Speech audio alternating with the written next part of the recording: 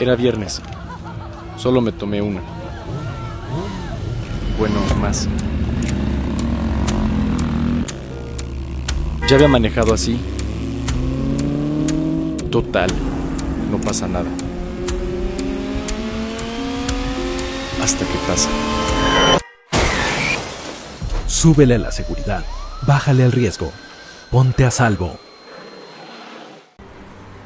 Gobierno de México.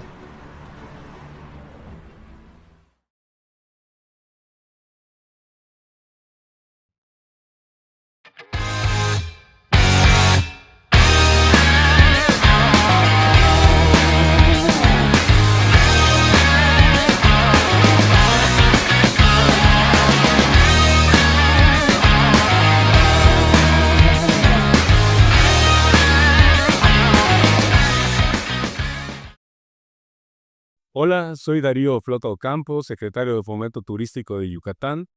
Y yo, David Escalante, director del Fideicomiso Público para el Desarrollo del Turismo a Reuniones en Yucatán.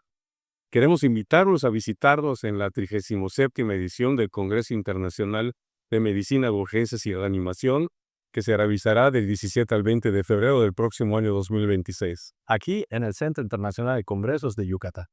Los esperamos. Yucatán y sus sublimes fuentes de agua, sagrado elemento de los mayas de ayer y de hoy y de siempre. Yucatán y sus pueblos tan parecidos, pero no iguales. Cada aroma, cada sabor y cada color se perciben de manera singular. Yucatán y nuestra calidad humana en cada rincón del estado. Yucatán y sus sitios arqueológicos, centinelas del tiempo y testigos de la grandeza de la civilización maya. Yucatán y sus verdes brillantes de la selva baja y de su planicie, de sus amarillos deslumbrantes de los atardeceres de su costa y sus noches mágicas y estrelladas. Yucatán y Mérida, la ciudad blanca, su capital, que es multidiversa, que nunca ha dejado de ser cosmopolita y que en cada calle se amalgama pasado, presente y futuro. Yucatán, la tierra del Mayab, la de los escogidos, la tierra donde sonreímos y nos damos todo por los demás. En esta tierra expresamos nuestra empatía con un saludo sagrado, Inlaquech, que significa yo soy otro tú, al que se contesta Halaken, que significa tú eres otro yo. Manifestando así la conexión que existe entre cada uno de nosotros.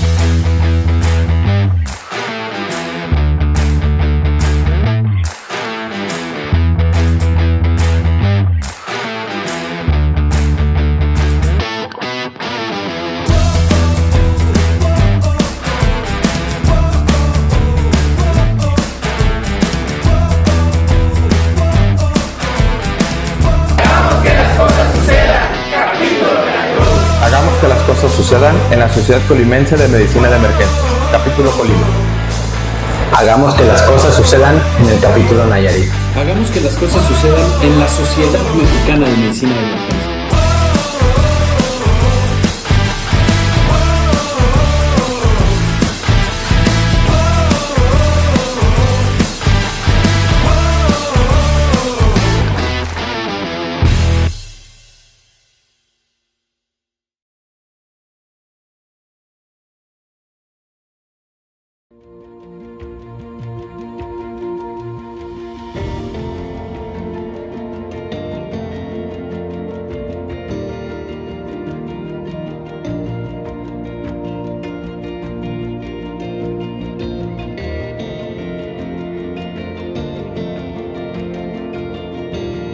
Hola, buen día a todos y todas.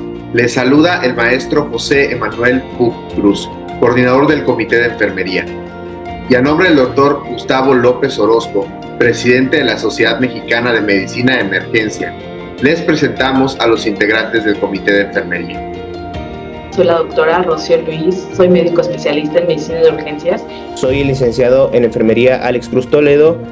Soy especialista en cuidados críticos, maestrante en educación para la salud. Hola, soy el licenciado Ángel Quintal Valdés, enfermero especialista en terapia intensiva. Soy la licenciada en enfermería Emily Cervantes, especialista en cuidados intensivos.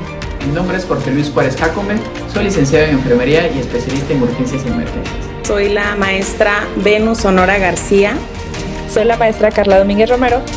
Recuerden que como enfermeros en las salas de emergencias nos ofrecen enormes beneficios al afiliarse a esta sociedad creada para todos y cada uno de ustedes. Saludos y hagamos que las cosas sucedan. Hagamos que las cosas sucedan. Hagamos que las cosas sucedan. Hagamos que las cosas sucedan. Hagamos que las cosas sucedan. Hagamos que las cosas sucedan. Hagamos que las cosas sucedan. Hagamos que las cosas sucedan.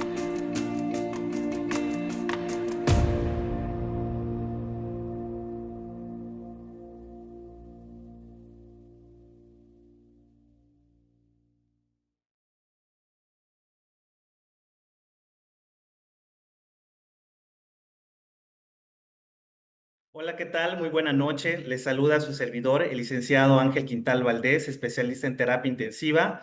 Y el día de hoy les damos la más cordial bienvenida a esta sesión correspondiente al mes de septiembre de la Sociedad Mexicana de Medicina de Emergencias del Comité de Enfermería. Les enviamos un cordial saludo a nombre del doctor Gustavo López Orozco, presidente de la Sociedad Mexicana de Medicina de Emergencias en este bienio 2025-2027.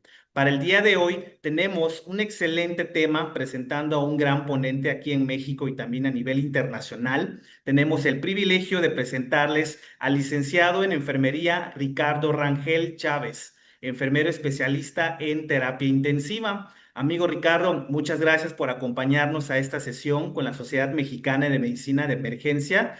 Tengas tú la más cordial de las bienvenidas desde donde estés en estos momentos conectado y por supuesto esperamos aprender mucho de ti en este gran tema, con este gran énfasis que es el retorno de la circulación espontánea, que precisamente es uno de los temas más solicitados no solamente por nuestro público, sino también, por supuesto, por la perspectiva que se tiene actualmente de considerar que cuando el paciente obtiene el retorno de la circulación espontánea, el equipo de respuesta rápida desaparece, ¿no? Tenemos mucho que hacer todavía, tenemos metas, tenemos criterios y sobre todo la monitorización y el cuidado de enfermería juega un papel muy importante para esta clase de pacientes con síndrome de posparada cardíaca.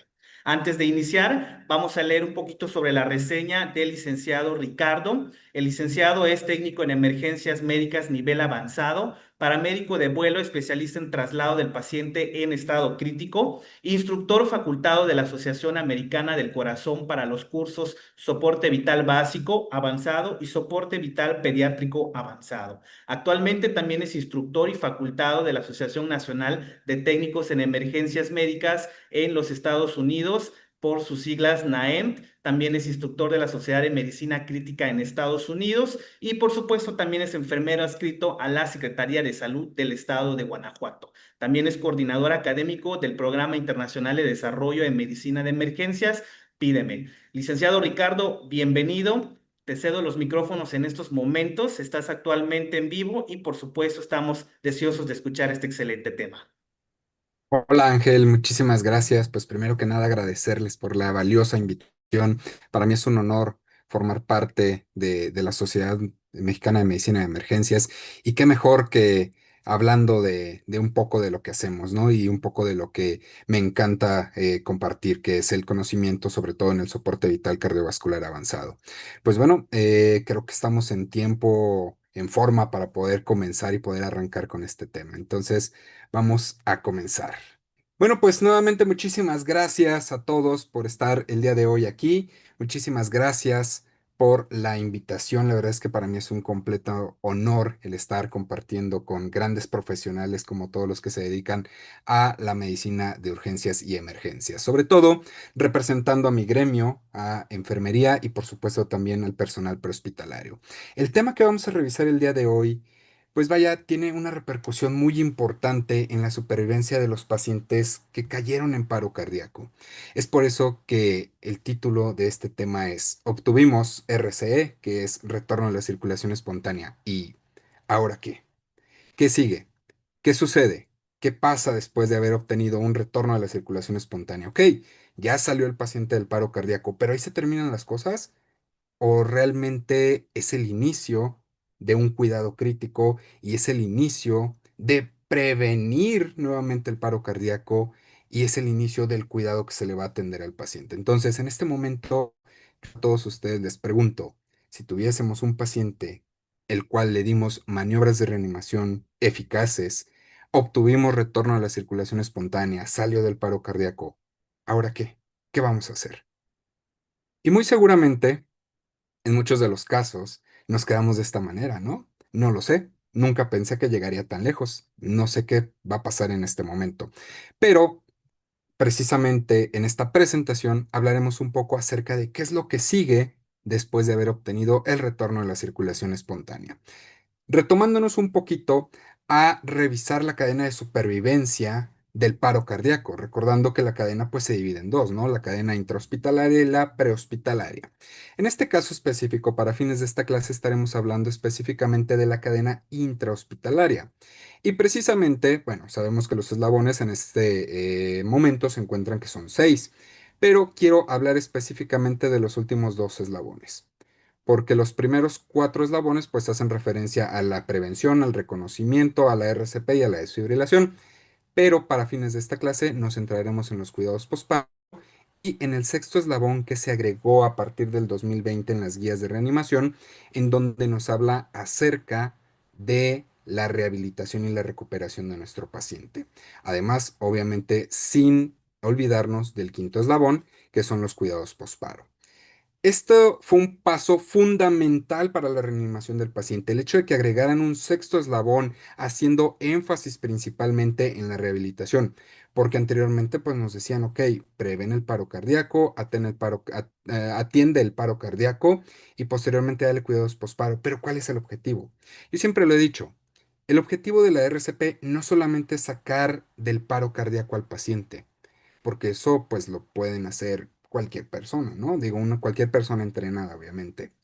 La verdadera magia radica en que ese paciente sobreviva a la alta hospitalaria y que quede neurológicamente íntegro o con la menor cantidad de secuelas posibles. Y específicamente eso empieza en el quinto eslabón, en donde vamos a brindar cuidados posparo para posteriormente brindar una recuperación, una rehabilitación y que este paciente pueda reinsertarse a la sociedad de manera íntegra y neurológicamente íntegro o lo más íntegro posible con la menor cantidad de secuelas posibles. Esa es la verdadera importancia y la relevancia y el principal objetivo de la reanimación cardiopulmonar. No solamente sacar al paciente del paro cardíaco, sino que sobreviva a la alta hospitalaria y que posterior de la alta hospitalaria pueda reintegrarse a la sociedad. Y bueno, creo que la gran mayoría de ustedes seguramente se han enfrentado a un curso de ACLS y en un curso de ACLS pues nos hablan acerca de este algoritmo, ¿no? El algoritmo de cuidados posparo cardíaco, en donde vienen metas específicas que vamos a buscar y que necesitamos para poder decir que nuestro trabajo fue un buen trabajo y que nuestro paciente se mantenga. Y si nosotros nos vamos y lo desglosamos poco a poco, no me voy a entretener tanto en esto. Al punto al que quiero llegar es, ¿de dónde nacen todas estas recomendaciones?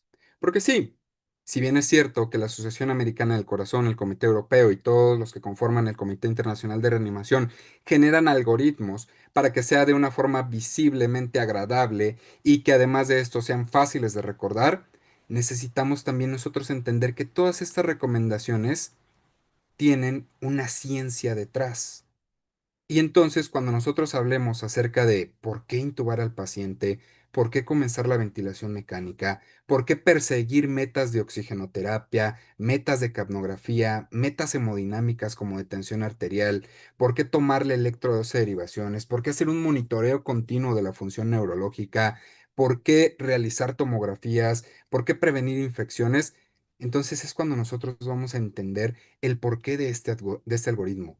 Entonces, en este punto, tú no debes de limitarte solamente a leer un algoritmo y aprendértelo como si fuera una receta de cocina, porque recuerda que nuestros pacientes son distintos y el manejo del paciente en estado crítico debe de ser individualizado. ¿Y qué crees? Pues que un paciente posparo cardíaco, es decir, aquel paciente que salió del paro cardíaco gracias a las maniobras de RCP, es un paciente en estado crítico que requiere de intervenciones precisas e intervenciones para preservar su función neurológica, cardiovascular y respiratoria. Un poquito acerca de epidemiología, pues bueno, eh, anualmente se reportan 5.7 millones de paros cardíacos a nivel mundial. Tenemos supervivencias extrahospitalarias e intrahospitalarias. Obviamente la intrahospitalaria se habla un poco más acerca de supervivencia y en la extrahospitalaria pues definitivamente tenemos una tasa muy baja, ¿no? Que a pesar de que en la intrahospitalaria tenemos por ahí el 25%, de todas formas es una supervivencia o una sobrevida bastante baja si la comparamos con otras patologías o otras entidades fisiopatológicas, ¿no? Y pues bueno, solamente por mencionar, pues una de las principales desventajas porque en prehospital o en el extrahospitalario, mejor dicho, tenemos una tasa más baja, pues es precisamente porque hacen falta personas entrenadas que inicien la reanimación posterior a la identificación temprana del paro cardíaco. Ahora bien, ¿qué va a determinar el pronóstico de mi paciente después del paro cardíaco? Factores de mayor impacto, vamos a tener el tiempo de inicio del paro cardíaco y el tiempo de inicio donde comenzó a recibir reanimación de alta calidad. Si el paciente al momento de caer en paro cardíaco fue con un ritmo desfibrilable o un ritmo no desfibrilable. Mientras más temprano reciba las maniobras de reanimación, mayor supervivencia. Si el paciente se enfrentó a un ritmo desfibrilable de manera inicial, mayor supervivencia. Duración total de reanimación, si bien no existe un número específico que te digan tantos minutos debes de dar de reanimación, la mayoría de guías te hablan de que 15 minutos posteriores al paro cardíaco, pues se habla de una pobre supervivencia neurológica o funcional. Puede salir el paciente del paro cardíaco, pero que quede sin secuelas neurológicas, no lo creo. Comorbilidades previas, obviamente, la edad del paciente, por supuesto, y algo importante aquí, la calidad de la atención después de la reanimación. Y tenemos un punto crítico que son las primeras 72 horas. ¿Qué tratamiento le estamos dando y con qué recursos le estamos brindando este tratamiento? Además, por supuesto, de la presencia del daño hipóxico isquémico a nivel cerebral y a nivel orgánico generalmente, y respuestas a las terapias que nosotros estemos por supuesto, brindando. Las guías del Comité Internacional de Reanimación en su última edición, que fueron las 2020, estamos próximos a tener, me parece que en octubre las guías 2025, pero bueno, en este momento pues son las guías 2020, enfatizan que el manejo posparo estructurado debe de iniciarse inmediatamente tras el retorno a la circulación espontánea, siendo la primera hora determinante para el pronóstico neurológico. Y aquí algo que un gran maestro a mí me decía anteriormente, cualquier paciente puede caer en paro cardíaco.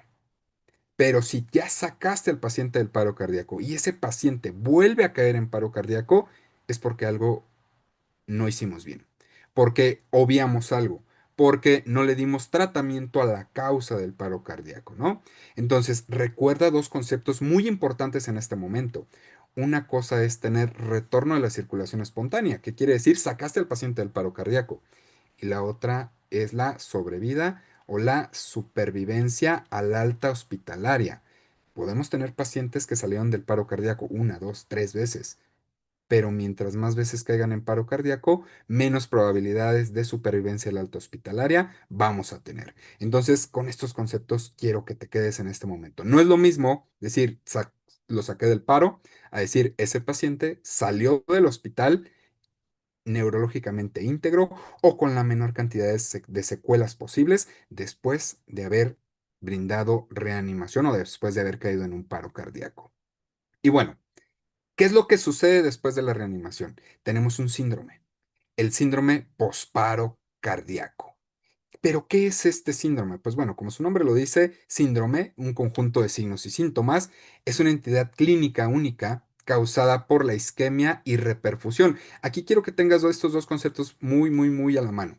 La isquemia generada al momento de caer en el paro cardíaco y después la reperfusión que se refiere a el paciente ya salió del paro cardíaco, pero ahora se viene un proceso proinflamatorio, si quieres verlo de esta manera, en el cual también se pueden llegar a generar lesiones.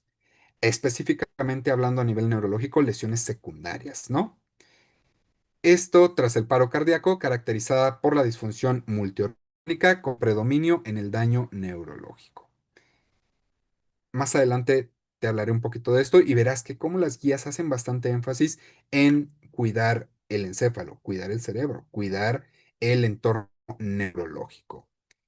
Este síndrome representa un estado fisiopatológico complejo, iniciado con hipón global, cayó en paro cardíaco, no se están perfundiendo los órganos y posteriormente vamos a tener algo que se conoce como lesión por reperfusión. Salió del paro cardíaco, pero ¿sabes qué? Mientras estuvo en un proceso de hipoperfusión, las células cambiaron de estado metabolismo, un metabolismo anaeróbico, generaron radicales libres, generaron lactato, generaron productos de desecho y cuando el paciente sale del paro cardíaco, ¡pum!, esa circulación se reactiva y todo ese producto de desecho que se generó va a encéfalo, va a corazón, va a pulmones, va a hígado, va a todas las partes multiorgánicas y eso me va a generar una lesión. Y esa lesión es la que conocemos como lesión por reperfusión que se da posteriormente a la obtención de la circulación o del retorno de la circulación espontánea.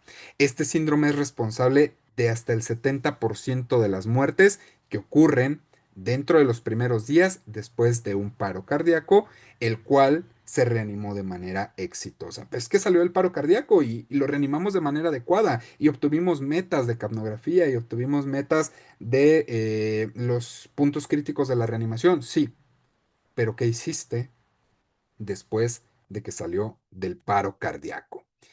¿Qué es lo que sucede? Bueno, vamos a tener una lesión posparo cardíaco, un edema progresivo, una alteración en la autorregulación vascular a nivel cerebral y a nivel general multiorgánico.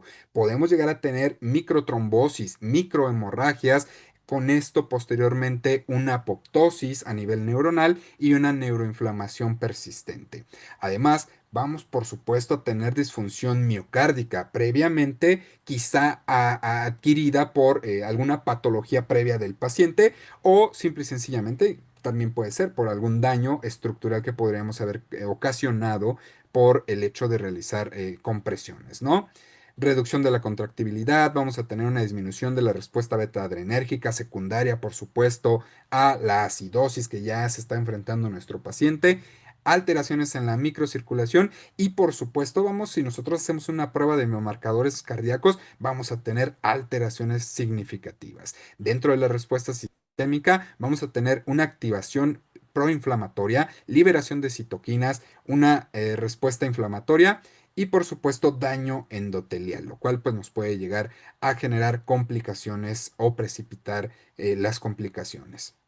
Y también en este punto es importante preguntarnos, ok, pero ¿cuál fue la causa del paro cardíaco? Si bien es cierto que dentro del algoritmo de reanimación del paro cardíaco te dicen es que tú debes de investigar las causas del paro cardíaco, la realidad es que en el entorno clínico, mientras estás dando la reanimación, el paciente puede salir en el primer ciclo, segundo ciclo, tercer ciclo, no lo sé, a los primeros 4 o 5 minutos y quizá no te dio el tiempo suficiente para poder determinar la causa del paro cardíaco.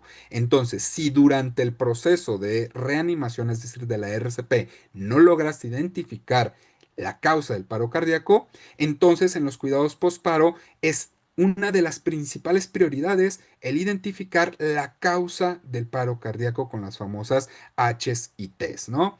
Las Hs y Ts recordemos que son hipoxia, hipovolemia, hidrogeniones, hipotermia, neumotórax, trombosis coronaria, trombosis pulmonar, entre otras más que tenemos, ¿no? Y estas obviamente las vamos a buscar una vez que nosotros entendamos la clínica y los antecedentes del paciente del por qué cayó en paro cardíaco.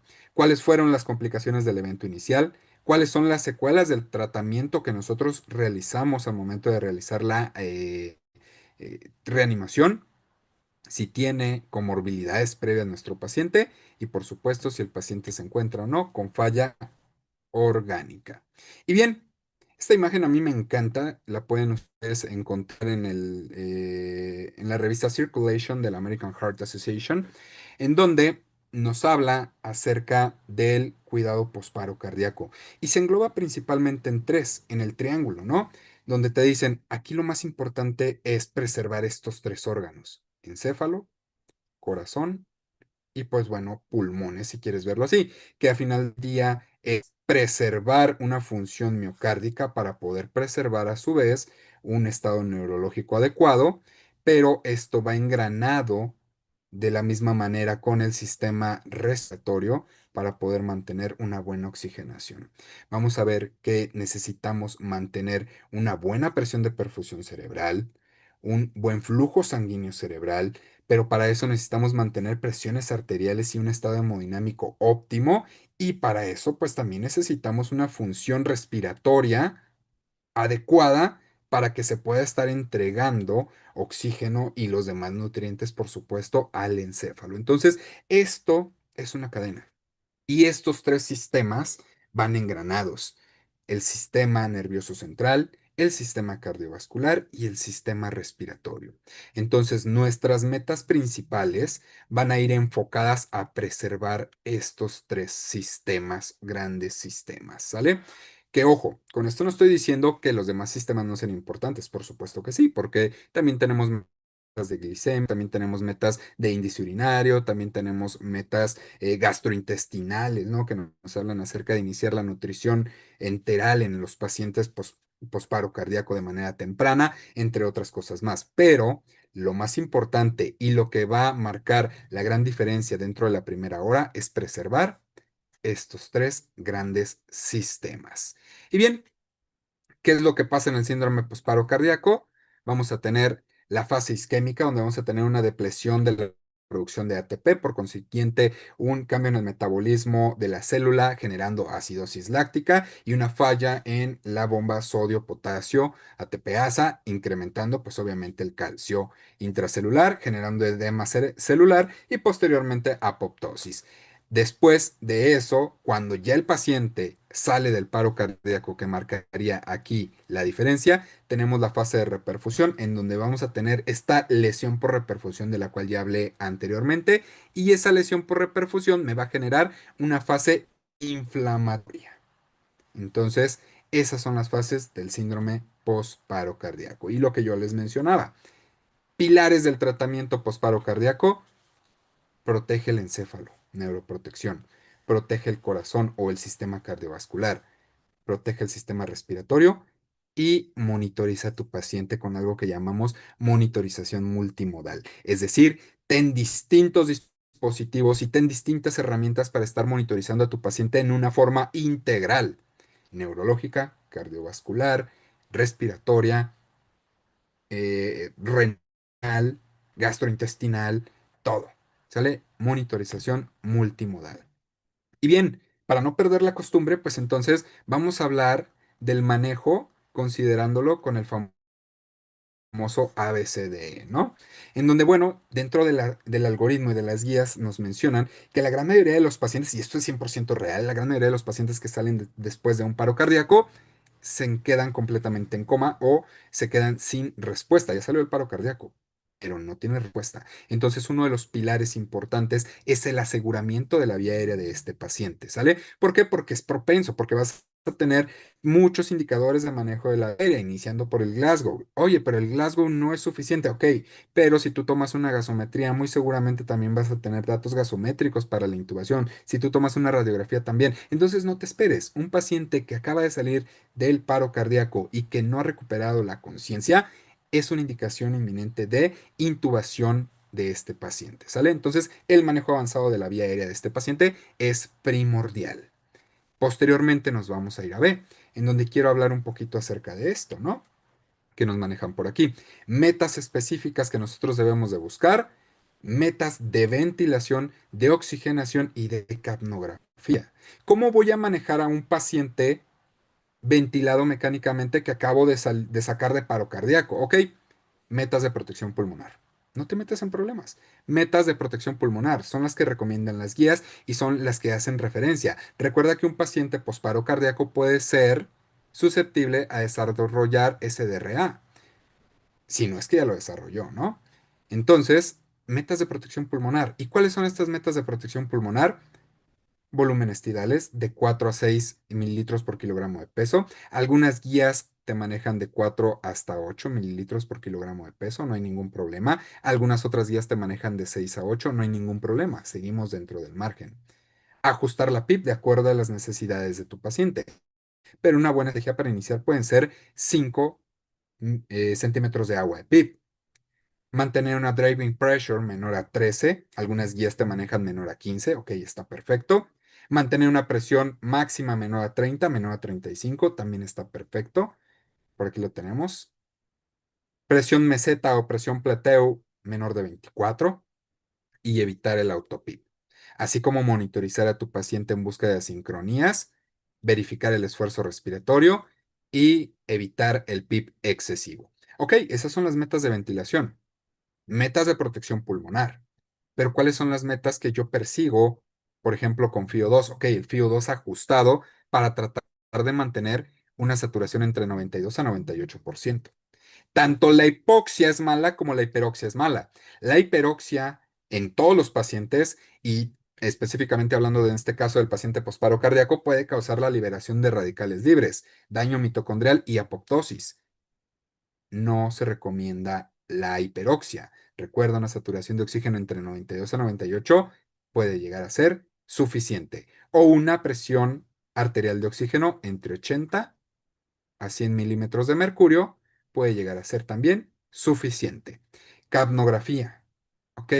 Ni la hipocapnia ni la hipercapnia han demostrado ser favorables para el paciente posparo cardíaco, por lo cual entonces nos quedamos con la normocapnia. Tu meta de capnografía puede ser de 35 a 45 milímetros de mercurio, a excepción de unos casos muy específicos, como por ejemplo el paciente con SDRA o con el paciente con EPOC, donde tal vez puedes llegar a ser un poquito más permisivo con el CO2. Y en el caso contrario, con un paciente con lesión cerebral traumática, donde quizá puedes llegar a ser un poquito más bajo el CO2 que estuvieras manejando, ¿no?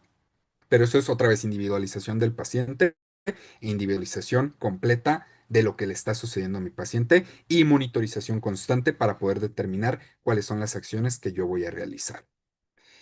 ¿Qué más podemos hablar acerca de que involucra inclusive la B y la C, ¿no? Porque es tanto ventilación como circulación. Hemoglobina, importantísimo. Las guías hacen bastante referencia que debes de evitar que la hemoglobina de tu paciente baje a menos de 7. Porque recuerda que la hemoglobina es importantísima para el transporte de oxígeno. Entonces, de nada sirve que tú tengas a un paciente saturando a 98 si su hemoglobina está baja. Ok, lo puedes tener saturando de manera adecuada, pero si su hemoglobina está baja, no está llegando de manera adecuada el oxígeno. Entonces, la hemoglobina es importantísimo. Monitorización, por supuesto, de la presión arterial. Oye, y si no tengo la forma de tener un monitoreo exacto de forma invasiva de la presión arterial, bueno, la recomendación es mantener una presión arterial media por arriba de 80 milímetros de mercurio. Oye, pero es que el algoritmo maneja que la presión arterial media puede ser de 65 milímetros de mercurio objetivo. De manera inicial puede ser que sí. Aunque los estudios actuales que han estado comparando las presiones arteriales medias, si bien apuntan a que 65 puede ser una meta objetivo, se han demostrado, aunque no son concluyentes aún, eso quiero hacer bastante énfasis, que aquellos pacientes con presiones arteriales medias mayores, como por ejemplo 80 milímetros de mercurio, algunas guías te manejan hasta 70, pueden beneficiarse de estos cambios en la presión arterial, ¿no? Porque recuerda que si tú mantienes una buena presión arterial media, vas a lograr mantener una buena presión de perfusión cerebral, porque recuerda que la presión de perfusión cerebral es la diferencia que existe entre la presión arterial media menos la presión intracraneal. Entonces, si tú aseguras una buena presión arterial media en un paciente, pues entonces estás asegurando una buena presión de perfusión cerebral o teóricamente se presume que deberías de estarlo logrando, ¿sale? Entonces, esa es una de las metas. Bien, tu algoritmo te maneja 65, pero habrá casos especiales en que un paciente, como por ejemplo el paciente con lesión cerebral traumática, pueda beneficiarse de presiones mayores como 80 milímetros de mercurio. El monitoreo continuo es importantísima y por supuesto estrategias farmacológicas para evitar el edema cerebral. Si tu paciente está presentando edema cerebral, comienza con medidas farmacológicas para disminuir este edema. Bien, monitorización neurológica multimodal, electroencefalograma, biomarcadores neurológicos, monitorización invasiva de la presión intracraneal o monitorización no invasiva con la revisión de la vaina del nervio óptico y por supuesto la neuroimagen. Entonces debes de integrar absolutamente todos los recursos que tú tengas para poder realizar ahora sí la monitorización multimodal. No te quedes solamente con uno. Que en muchas ocasiones yo escucho, ay, no, es que nada más agarro el ultrasonido y ya le reviso la vaina y es todo. No, porque tienes, por ejemplo, biomarcadores que te pueden estar hablando de lesión axonal, de lesión neuronal y que te pueden estar ocultando algo, ¿no? Y pues por ahí te pongo el dato de algunos de los biomarcadores que se utilizan. Yo sé que puede llegar a ser difícil contar con los laboratorios específicos en algunos hospitales, pero lo ideal es que hagas esto, ¿no? De hecho, también dentro de las guías se hace muchísimo mención en el electroencefalograma que debería de ser como prioridad para estar monitorizando a nuestros pacientes para prevenir o identificar las convulsiones. Sin embargo, pues también hablan acerca de que el uso puede llegar a ser limitado, sobre todo porque no hay bastante personal capacitado para hacer la interpretación del electroencefalograma.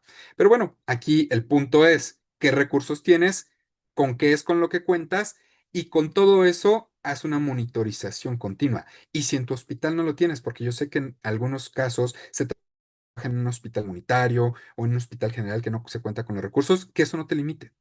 Utiliza todos los recursos que tengas suficientes y si es necesario que ese paciente sea trasladado a otra institución o a otro hospital donde se cuenten con los recursos, pues entonces se debe de gestionar el traslado para este paciente y que de hecho las guías también mencionan un apartado específicamente hablando de eso, ¿no? Y bien, yo les hablaba acerca de las convulsiones. Definitivamente es uno de los aspectos claves en el manejo del paciente post paro cardíaco. El Primero que nada, identificar las convulsiones y revertirlas. Aspectos clave. Las crisis convulsivas clínicas o subclínicas ocurren en hasta un 10 al 40% de los pacientes posparo cardíaco. Pero, ¿qué crees? Hay un dato muy interesante. La gran mayoría de las crisis convulsivas en el paciente posparo cardíaco no se identifican de manera adecuada. ¿Cuáles son las recomendaciones actuales? Monitorizar con electroencefalograma de manera continua de 48 a 72 horas posteriores al paro cardíaco, tratamiento inmediato de las crisis y del estado epiléptico, y el tratamiento es igual, ¿eh? O sea, puedes utilizar una benzodiazepina de manera inicial, puedes utilizar levetiracetam, valproato, puedes utilizar en algunos casos que sean refractarios propofol, tiopental o algún otro fármaco que esté indicado. Inclusive las guías mencionan hasta fenitoína, entonces sin mayor problema. Creo que el manejo de las convulsiones tiende a ser muy similar a cualquier otro paciente. El punto clave aquí es identifica que tu paciente está convulsionando. Y que en muchas de las ocasiones la sedación profunda, por ejemplo, con un RAS de -4, un RAS profundo, puede enmascarar las convulsiones. O aquellos pacientes que se les está manejando una infusión también de algún relajante neuromuscular, pues pueden ser enmascaradas las convulsiones. Entonces, es por eso que se recomienda pues la monitorización continua con el electroencefalograma. Las convulsiones se diagnostican del 9 al 36% de los pacientes comatosos, es decir, hay un gran margen de los cuales no se identifican. Estos eventos pueden presentarse clínicamente como convulsiones generalizadas o pueden ser simple y sencillamente focalizadas.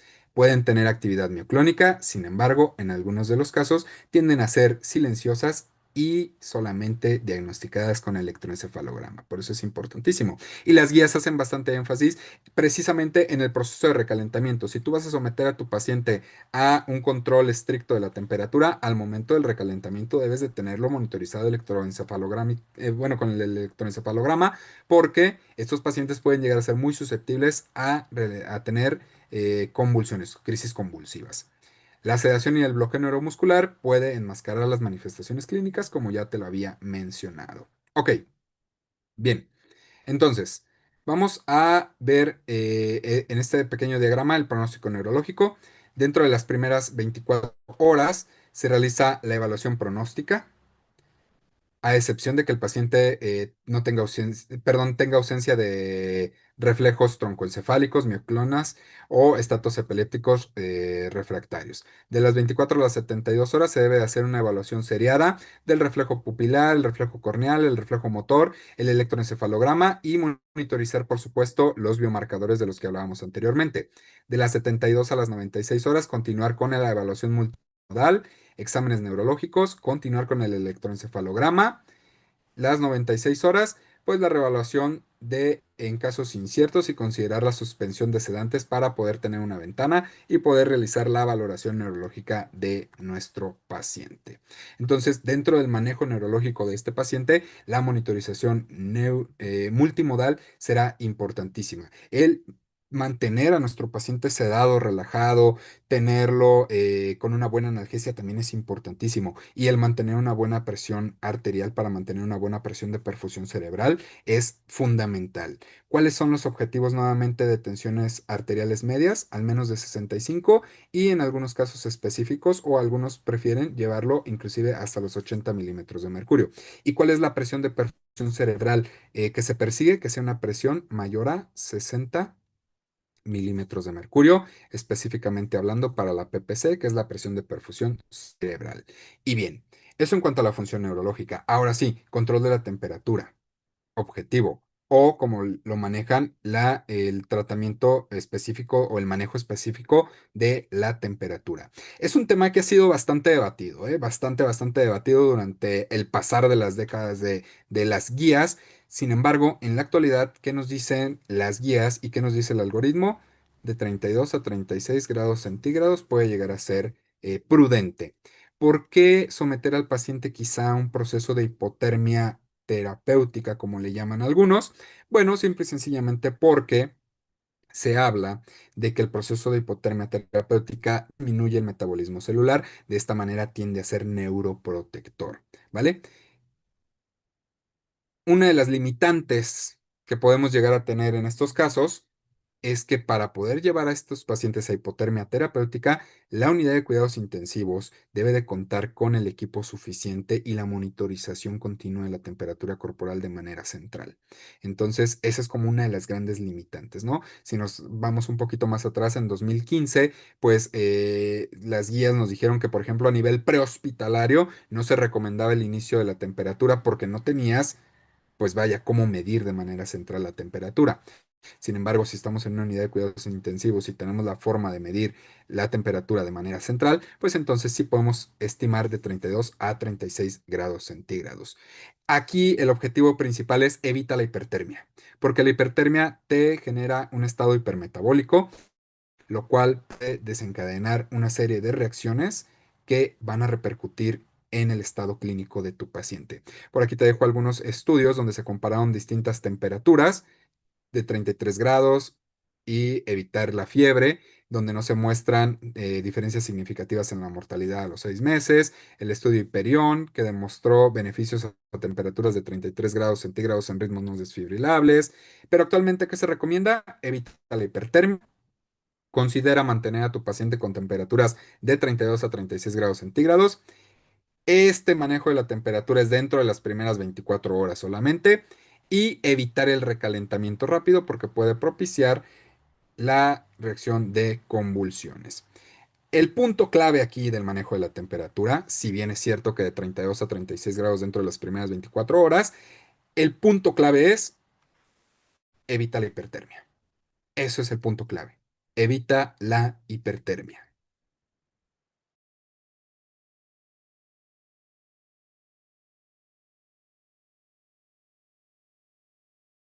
Paro cardíaco o el síndrome postparo cardíaco. En el síndrome postparo cardíaco va a actuar aquí, en la lesión por reperfusión de la cual yo les hablaba, en la cual vamos a tener que nos va a ayudar a evitar el aumento de la permeabilidad, evitar la hiperoxidación, evitar el edema cerebral, evitar la hemorragia cerebral y evitar la apoptosis. Además de, por supuesto, también vamos a tener el caso en el cual nos va a ayudar a evitar la apoptosis y la disfunción mitocondrial. Entonces, el manejo de la temperatura objetivo actúa en múltiples procesos fisiopatológicos, en la inflamación, en el daño mitocondrial, en la liberación de radicales libres, la fiebre y sus efectos, obviamente, la apoptosis y el daño en la barrera hematoencefálica. Entonces, nuevamente, temperatura 32 a 36 grados centígrados dentro de las primeras 24 horas. Punto crítico, evita la hipertermia. Ahora bien, optimización hemodinámica. Vámonos a la parte de cómo voy a manejar la parte y la función circulatoria. Presiones arteriales medias, ya lo habíamos hablado. Y porque yo te decía que tanto encéfalo como sistema cardiovascular y sistema respiratorio van engranados.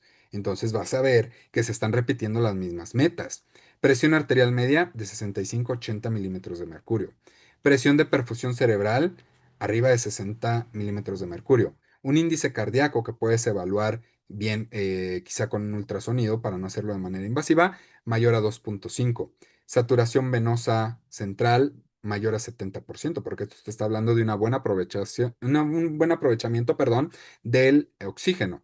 Y que el lactato sérico tienda a la normalización. Ojo, importante, después de un paro cardíaco es normal encontrar a un paciente con acidosis láctica, porque recuerda que este paciente se sometió a un proceso de hipoperfusión. Entonces, efectivamente, va a tener lactato sérico elevado, que aquí hay que distinguir, ok, ¿la acidosis láctica fue secundaria al paro cardíaco o la acidosis láctica fue la consecuencia del paro cardíaco? Ahí tienes que pensarlo. Tienes que observar si tu paciente previo al shock, perdón, previo al paro cardíaco estaba en shock o si después del paro cardíaco fue la acidosis. Fluidoterapia guiada por metas, específicamente metas de tensión arterial, metas de frecuencia cardíaca, metas para disminuir el lactato.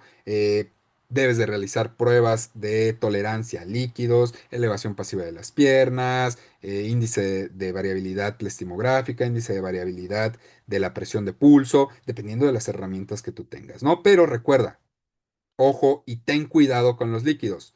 No des líquidos de manera exagerada, ¿vale? Si es refractario y no logras elevar la tensión arterial con líquidos, quizá después de una carga de 300 mililitros, 500 mililitros, entonces tienes que buscar otra estrategia. Y otra estrategia prudente puede llegar a ser iniciar con aminas, con vasopresores, como lo es la norepinefrina de primera instancia, con el objetivo de buscar una buena tensión arterial. Pero recuerda que estos tratamientos son de sostén y que tú debes de estar pensando qué causó el paro cardíaco en mi paciente. Te pongo un ejemplo. Si tu paciente fue paro cardíaco debido a un choque hipovolémico, por más que le metas vasopresores y que eleves la tensión arterial, si no tiene líquido y no está transportando sangre, pues entonces, por más que lo hagas, va a volverte a quedar en paro o no vas a estar logrando metas objetivos. Utilizar también en algunos casos inotrópicos, sobre todo cuando haya falla cardíaca, considerar el soporte mecánico en caso de que siga la falla cardíaca a expensas de haberle colocado ya algunos inotrópicos como dobutamina o milrinona, y dentro de esto pues puede ser el balón de contrapulsación intraórtico, puede ser el equipo ECMO, entre muchísimos otros más, ¿no? Asistencia ventricular específica del lado izquierdo, del lado derecho, no lo sé, puede ser más, y por supuesto la evaluación continua por medio de ultrasonido. Y por aquí te dejo uno de los estudios más grandes que se han realizado, en donde se habla de que mantener una presión arterial media por arriba de 80 milímetros de mercurio dentro de las primeras 48 horas mejora la oxigenación cerebral en pacientes post-paro cardíaco. Bien, recomendaciones actuales Ahora, pero del manejo ventilatorio, y de esto ya había hablado un poquito en la diapositiva anterior. Evita la hiperoxia. En todo momento evita la hiperoxia. Y también evita la hipoxia. Los dos extremos son malos. Lo que quiero que aquí entiendas es que los dos extremos son malos. Tanto la hipoxia puede llegar a ser perjudicial como la hiperoxia. Entonces, evita las presiones arteriales de oxígeno mayores a 300 y las presiones arteriales de oxígeno menores a 60. Oye, no tengo acceso a una gasometría de manera temprana, no te preocupes. Saturación de oxígeno entre 92 a 98%. Oye, pero solo hay una correlación y bla, bla. Bueno, no tienes el recurso, pero tienes el recurso, saca saturación y saca presiones arteriales. Mantén la normocapnia de 35 a 45 milímetros de mercurio. Titula la fracción inspirada de oxígeno para lograr metas. Bueno, aquí dice 94 a 92, pero el algoritmo te puede manejar de 94 a 98, ¿no? 94 a 98 y de 92 a 98 pueden llegar a ser metas muy palpables, muy buenas.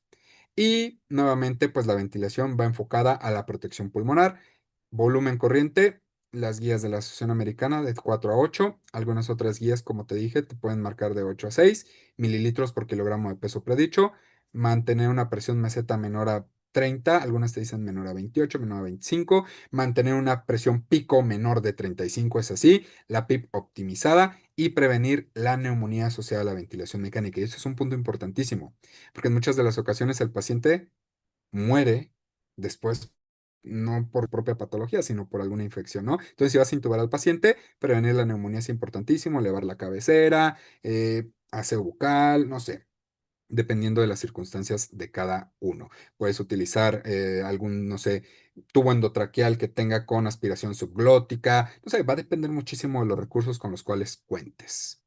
Ok, disfunción miocárdica, pues bueno, puede haber una disfunción miocárdica biventricular. Si es secundaria a las maniobras de reanimación, generalmente es reverse. Esta se define como una fracción de expulsión ventricular menor del 20 al 30%. ¿Cómo lo vamos a diagnosticar? Ecocardiografía seriada. Aquí entra mucho el echar mano, por supuesto, del ultrasonido. Verificar biomarcadores cardíacos, la monitorización invasiva, el índice cardíaco, saturación venosa mixta.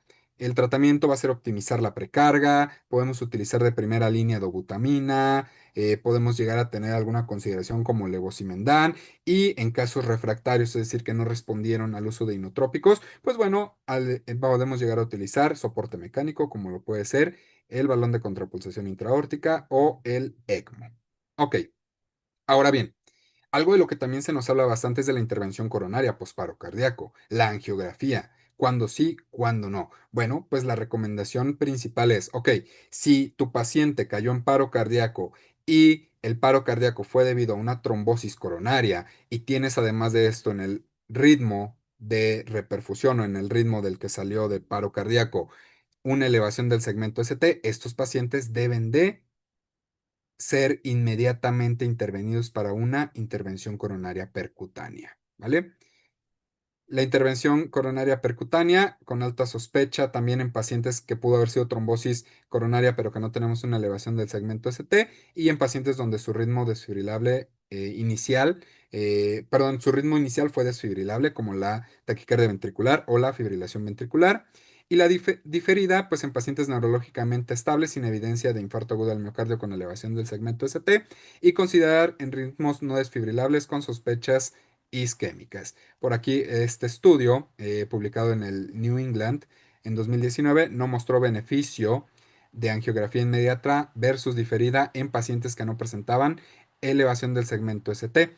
Pero ¿qué crees? Que el estudio Tomahawk, también publicado en el Journals de Inglaterra, mostró evidencia a beneficio en este subgrupo específico. Entonces, un tema de debate también, pero que puede llegar a beneficiarse. Ok, y esta cadena de supervivencia a mí me encanta porque es lo que te decía en diapositivas anteriores. Ok, no cuento con el recurso suficiente para brindarle la atención posparo cardíaco de manera adecuada a mi paciente. Ok, aquí entra. hacer un traslado de ese paciente a un sitio receptor en el cual sí se cuente con los recursos suficientes para la atención de este paciente. Que esto no quiere decir que ya le echaste la bolita a otro hospital, no. Tú inicias la terapia, creo que puedes iniciar manejando tensiones arteriales, manejando saturación de oxígeno, manejando todo lo que hemos hablado, y solamente los casos especializados como el electroencefalograma, o casos muy específicos, como derivarlo a una unidad que cuente con capacidad de intervención coronaria, pues entonces aquí se aplica, ¿no? Y esto pues también beneficiará a nuestro paciente.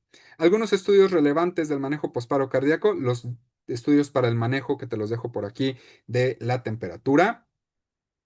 Tenemos por acá otro también que es el Hyperion del manejo de la temperatura, donde nos habla acerca de temperaturas objetivas, donde nuevamente todos se van a englobar entre 32 a 36 grados centígrados.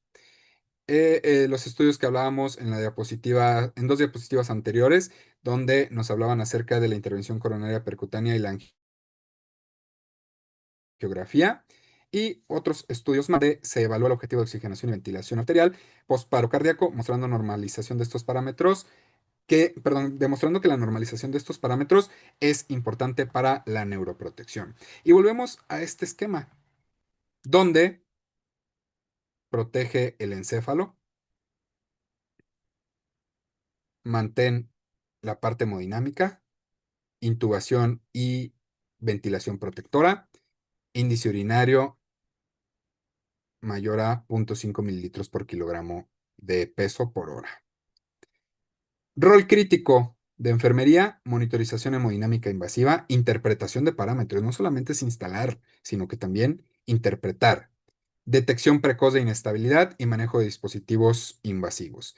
Implemento del manejo específico de la temperatura, monitorización central de la temperatura, prevención de complicaciones, manejo de las convulsiones, manejo de escalofríos y demás, y vigilancia en la fase de recalentamiento.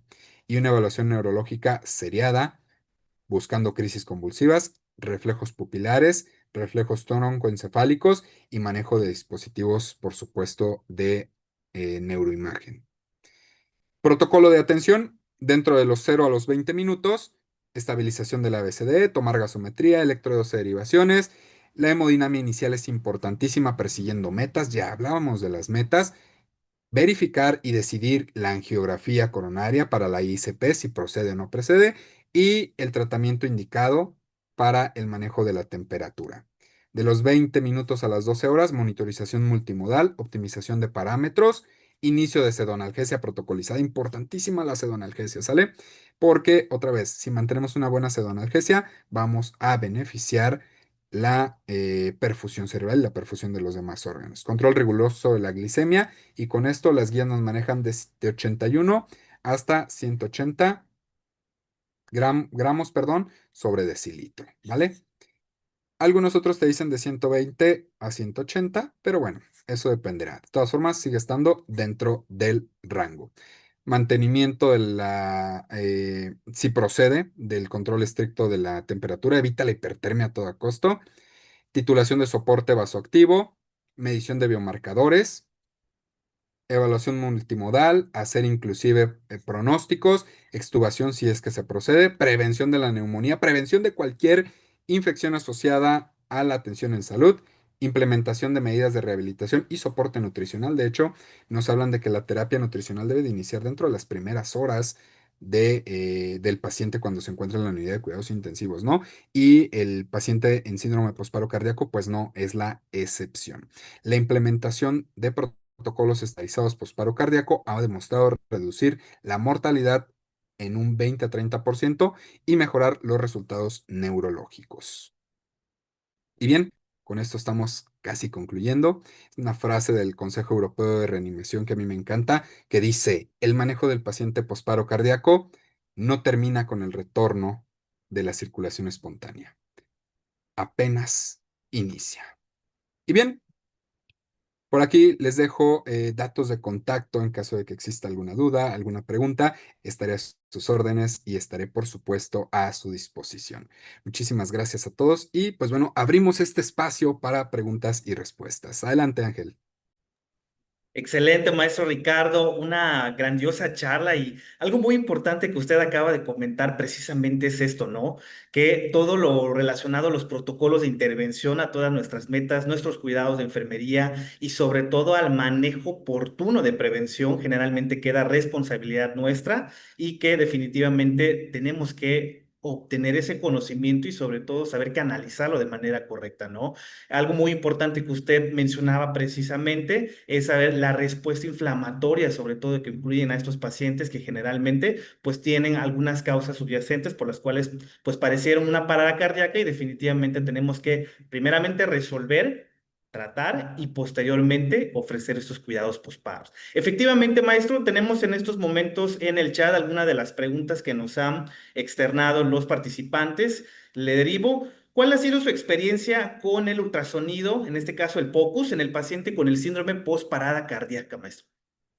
Claro que sí. Bueno, pues hablar definitivamente del ultrasonido es mágico, ¿no? Creo que la tendencia va hacia la utilización del ultrasonido para distintas cosas, pero algo que hay que tener y recordar bastante que es una herramienta de utilidad diagnóstica, que no solamente debemos fiarnos de esto y que por supuesto nos puede ayudar bastante. En cuanto al síndrome postparo cardíaco e inclusive en el paciente con paro cardíaco, creo que la principal función del ultrasonido es identificar las famosas Hs y Ts, ¿no? El saber identificar por qué cayó en paro cardíaco nuestro paciente. O sea, podemos verificar si fue por un taponamiento cardíaco, no sé, haciendo una ventana pericárdica, podemos identificar si fue por un neumotórax a tensión haciendo una ventana pulmonar, podemos ver la respuesta inclusive a fluidos. De hecho, dentro de las guías se habla acerca de medir la respuesta a fluidos con la distensión de la vena cava, entre algunas otras. No sé, el protocolo FAST y FAST, que también nos pueden ayudar a identificar quizá que pudo haber sido un choque hipovolémico enmascarado donde tenemos líquido libre en alguna región. Entonces, definitivamente, 100% recomendado la utilización del ultrasonido para el paciente, para la monitorización multimodal a final del día del paciente con síndrome postparo cardíaco. Es correcto, maestro. Sabemos perfectamente que el ultrasonido llegó para quedarse. Este ya no solamente es una herramienta que se utiliza en la parte médica, sino también como profesionales de enfermería, quienes actualmente estamos adiestrados al uso de este electromédico, pues generalmente nos da a guiar metas importantes en la monitorización integral, ¿sí? La siguiente pregunta nos dicen, ¿qué recomendaciones nos proporciona en el mantenimiento y vigilancia de los fármacos vasopresores? Claro que sí. Dentro del manejo, pues vaya, si bien podemos hacerlo de manera inicial por vía periférica, que esto sería pues ideal, ¿no? Pero posteriormente canalizar o generar un acceso vascular central para poderlo mantener. Y en cuanto a la elección, por supuesto, del fármaco que vayamos a utilizar, dependiendo de cuál es tu meta, que tienes a tu paciente hipotenso, pero no tiene falla miocárdica, entonces quizá un vasopresor puramente. Oye, no, tu paciente tiene falla cardíaca y aparte está hipotenso, pues entonces quizá tengas que utilizar, no sé, dopamina, es un beta adrenérgico con predominancia hacia beta 1, pues entonces manejará mejor la contractibilidad cardíaca y lo puedes, claro, coadyuvar con norepinefrina, no sé, para evitar la hipotensión refleja y demás. Pero la monitorización constante es importantísimo. La monitorización en tiempo real y el estar pegado con tu paciente va a ser muy importante porque recordemos que son fármacos de alto riesgo, los cuales pues pueden desencadenar una respuesta que puede llegar a ser deleteria si es que no se manejan de forma adecuada. Y creo que enfermería es importantísimo que sepamos de dónde nacen las recomendaciones, porque en muchas de las ocasiones nos basamos solamente a que nos dicen, iníciale la norepinefrina a 4 mililitros por hora, ¿no? Que es un clásico, pero yo debo de saber por qué, de dónde sale, cuál es la recomendación, cuál es la dosis, cómo hicieron el cálculo, ¿realmente esa es la dosis que me voy a quedar o puedo incrementarla, puedo disminuirla, acorde a la respuesta, por supuesto, de mi paciente? Es correcto, licenciado, y sobre todo la titulación de estos vasopresores, como usted comenta brevemente, es de alta responsabilidad nuestra y sobre todo conocer perfectamente el uso y el impacto hemodinámico que causan estos pacientes. Precisamente a eso también nos lleva a la siguiente pregunta. Nos comentan, ¿actualmente existe beneficio de los corticosteroides en el paciente con síndrome postparada cardíaca? Ok. Pues bueno, es una pregunta excelente, ¿no? Al final del día, creo que los corticosteroides siempre tienen como un papel que todo mundo pensamos como por lógica, bueno, puede ser que funcione, ¿no? Lamentablemente, en los estudios recientes no ha demostrado que el uso de corticoides en el paciente posparo cardíaco sea de beneficio. Por ahí hay algunos estudios que hablan acerca de que pueden ayudar al retorno a la circulación espontánea, pero no impactan en la supervivencia de los pacientes. Entonces, las directrices actuales de la Asociación Americana del Corazón y del Comité Internacional de Reanimación son: no se recomienda la utilización de corticosteroides de manera empírica, si quieres llamarlo así, o de manera habitual en el paciente posparo cardíaco. Excelente, maestro. Y por último, haciendo el énfasis a lo que comentaba en sus cuidados integrales del personal de enfermería en las áreas críticas, nos preguntan, entendiendo estas repercusiones, ¿cuáles han sido las principales complicaciones que ha encontrado usted con la vigilancia y el manejo inadecuado del paciente con síndrome posparada cardíaca? Vaya, pues dentro de las principales es que vuelva a tener un paro cardíaco de manera temprana.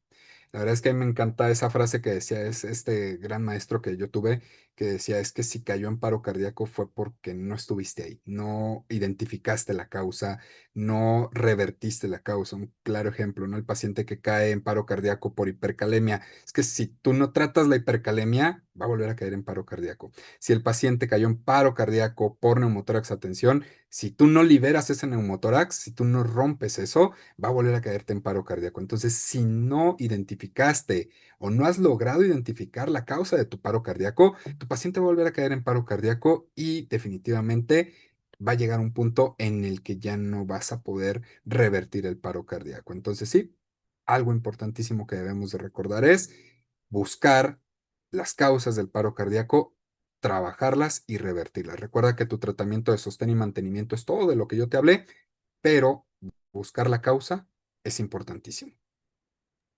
Excelente, licenciado.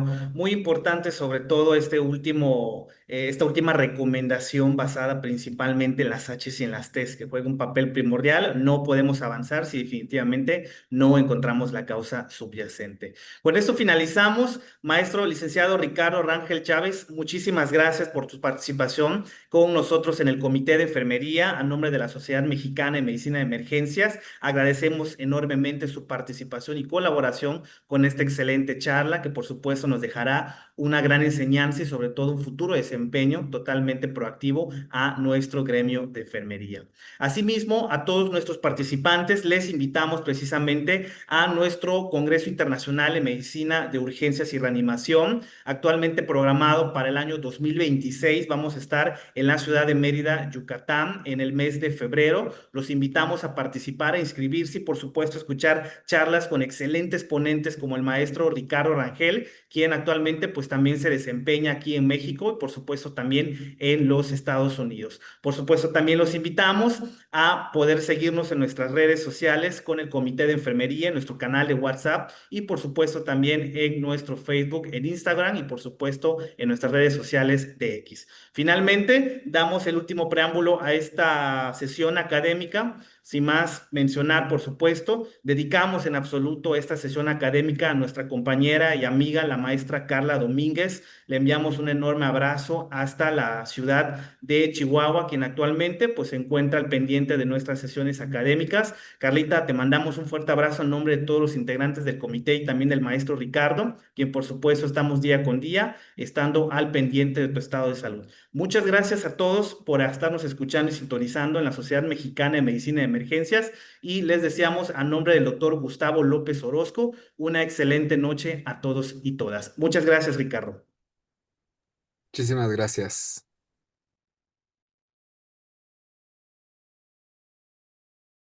Accede a la plataforma SMME y descarga tu constancia. Solo socios vigentes.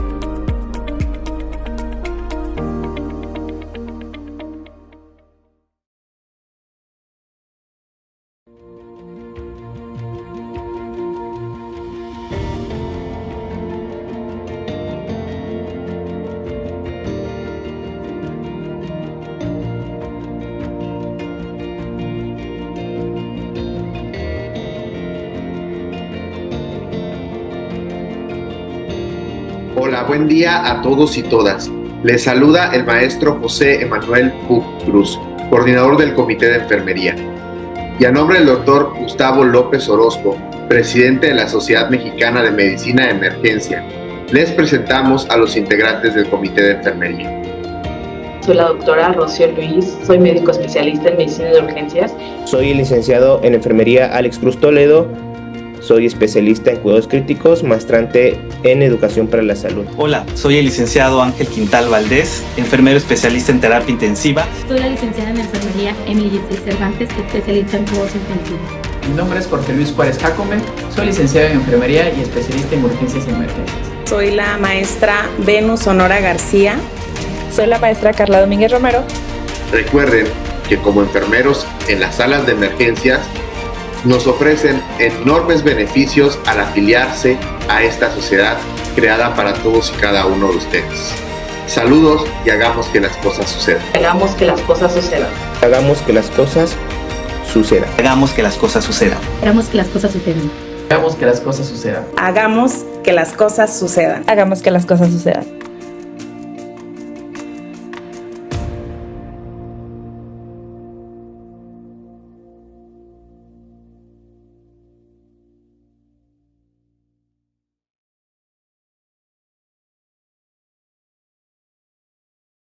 Hola, soy Darío Flota Ocampo, secretario de Fomento Turístico de Yucatán, y yo, David Escalante, director del Fideicomiso Público para el Desarrollo del Turismo Reñoles en Yucatán. Queremos invitarlos a visitarnos en la 37ª edición del Congreso Internacional de Medicina de Urgencias y Reanimación, que se realizará del 17 al 20 de febrero del próximo año 2026, aquí en el Centro Internacional de Congresos de Yucatán. Los esperamos. Yucatán y sus sublimes fuentes de agua, sagrado elemento de los mayas de ayer y de hoy y de siempre. Yucatán y sus pueblos tan parecidos, pero no iguales. Cada aroma, cada sabor y cada color se perciben de manera singular. Yucatán y nuestra calidad humana en cada rincón del estado. Yucatán y sus sitios arqueológicos, centinelas del tiempo y testigos de la grandeza de la civilización maya. Yucatán y sus verdes brillantes de la selva baja y de su planicie, de sus amarillos deslumbrantes de los atardeceres de su costa, y sus noches mágicas y estrelladas. Yucatán y Mérida, la ciudad blanca, su capital, que es multidiversa, que nunca ha dejado de ser cosmopolita y que en cada calle se amalgama pasado, presente y futuro. Yucatán, la tierra del Mayab, la de los escogidos, la tierra donde sonreímos y nos damos todo por los demás. En esta tierra expresamos nuestra empatía con un saludo sagrado, Inlakech, que significa yo soy otro tú, al que se contesta Halaken, que significa tú eres otro yo. Manifestando así la conexión que existe entre cada uno de nosotros.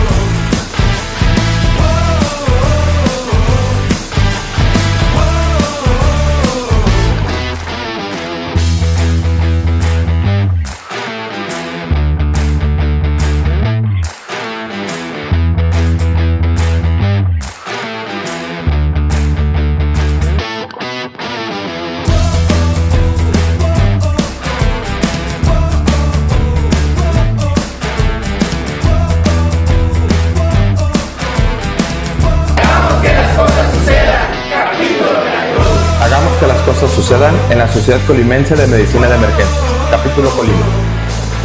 Hagamos que las cosas sucedan en el capítulo Nayarit. Hagamos que las cosas sucedan en la Sociedad Mexicana de Medicina de Emergencia.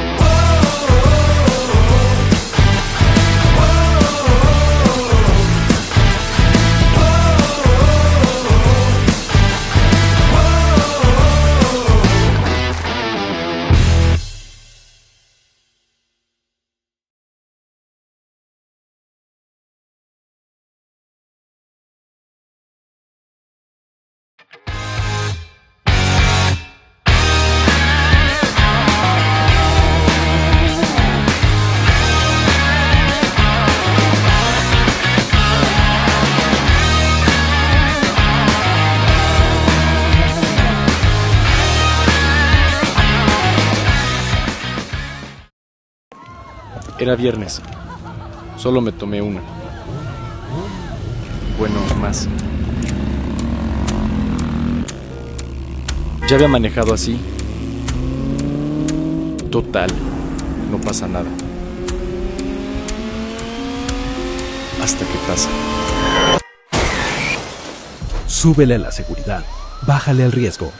Ponte a salvo. Gobierno de México.